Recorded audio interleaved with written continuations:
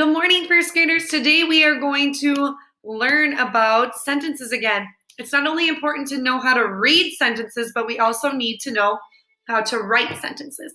I know we've been learning a lot about sentences, but it is very important. So we're going to put a smiley face by the sentences that have the correct word order, and they have to make sense.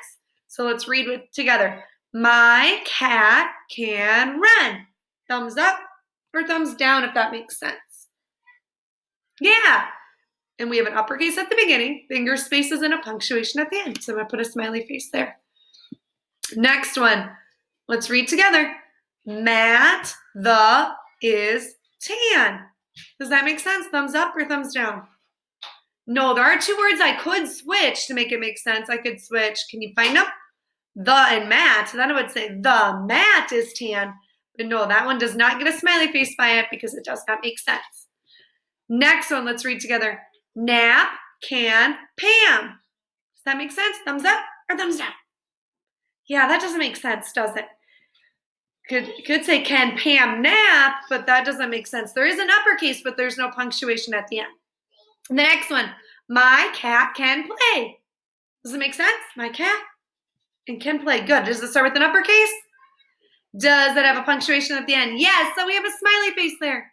Last one, Dan can jump. Say, read it with me. Dan can jump. Remember, if you didn't know how to read the word Dan, we can do duh and Dan. That does make sense, and it starts with an uppercase and ends with a punctuation. Great job. All right, now for your seesaw, we're going to do more sentence scrambling.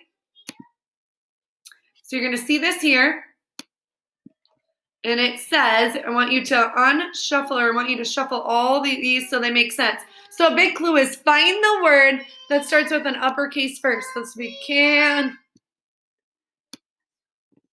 you over jump Matt too? Does that make sense? No.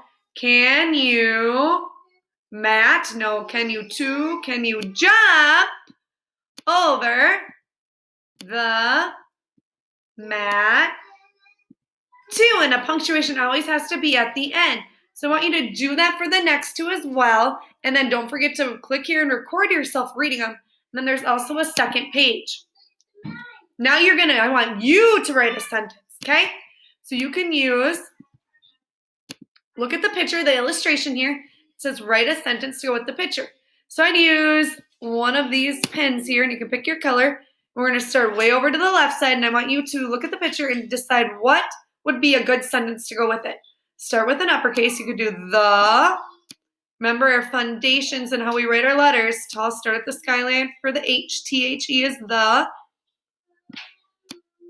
Then a finger space. Don't forget a space between the words or else it looks all jumbling and has to make sense. I could say the cats are our characters. At. And then you could write, so I'm kind of helping you get started, the cats with finger spaces, and then you could say the cats. I want you to think of a sentence. Like to play, the cats can play, and don't forget a punctuation at the end, either a period, an exclamation mark, or a question mark. Okay? Have fun. So don't forget to do both pages, and you have to ask yourself, does it make sense? Does it have finger spaces? Does it start with a capital letter and end with a punctuation? Alrighty. Thanks for joining me, and we'll see you next time.